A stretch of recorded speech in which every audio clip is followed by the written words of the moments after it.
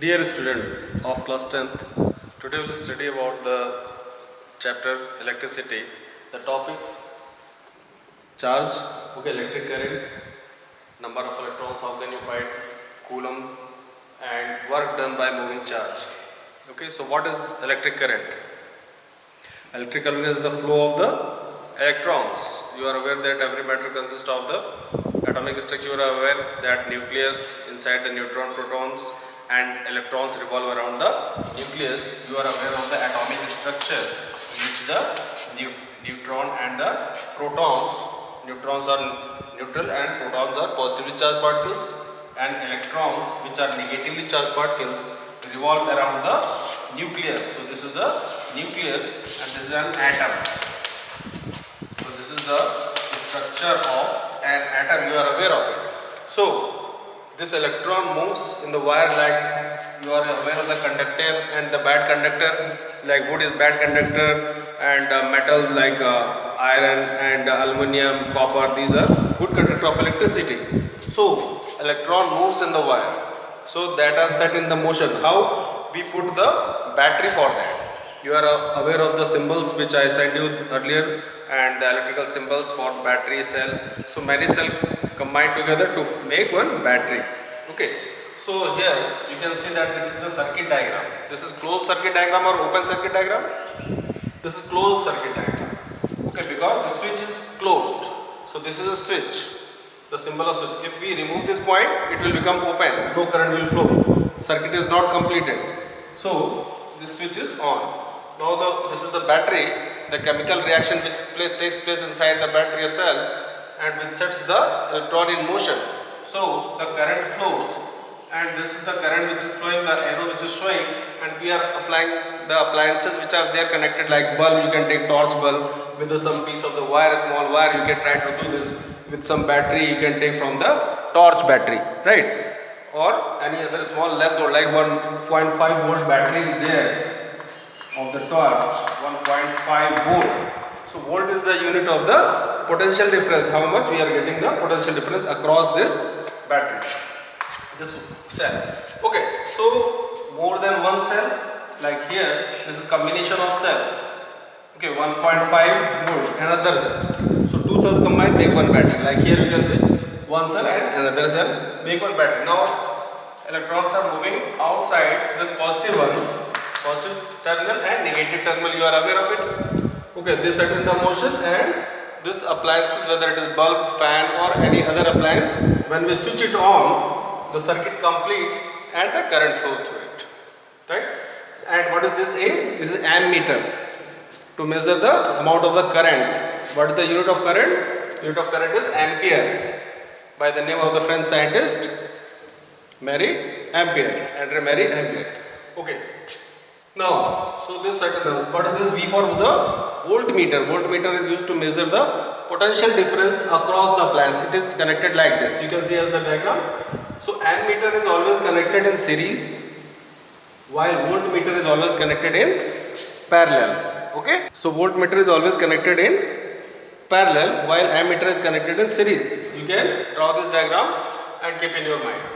So this is the structure of atom, where the electron sets in motion through this wire, like these are the electrons which are moving in the wire.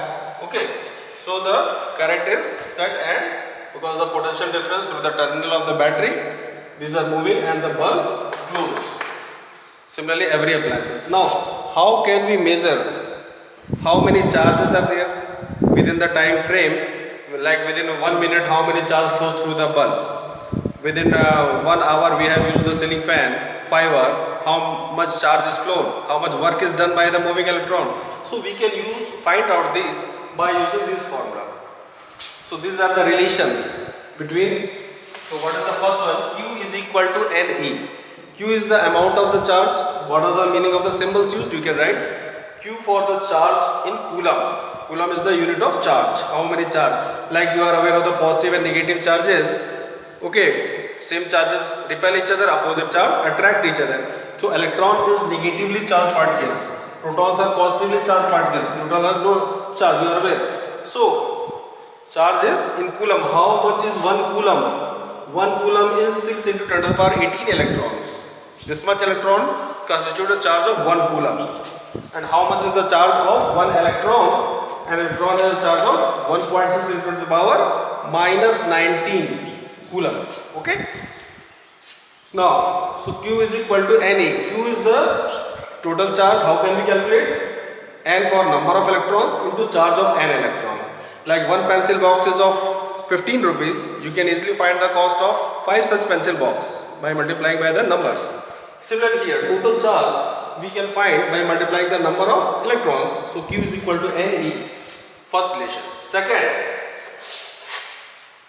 so here the Q is equal to Ne. If we want to know how many electrons are there in 1 coulomb, so what will be the relation? N is equal to Q by E. So N is equal to Q by E and Q is equal to 1 coulomb we want to know, and electron 1.6 into the power of minus 19 coulomb.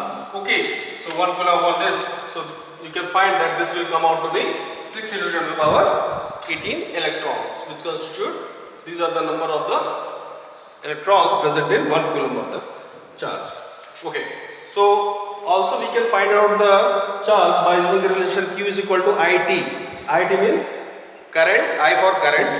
I is the symbol used for current, and we are basing the current in ampere, AMP.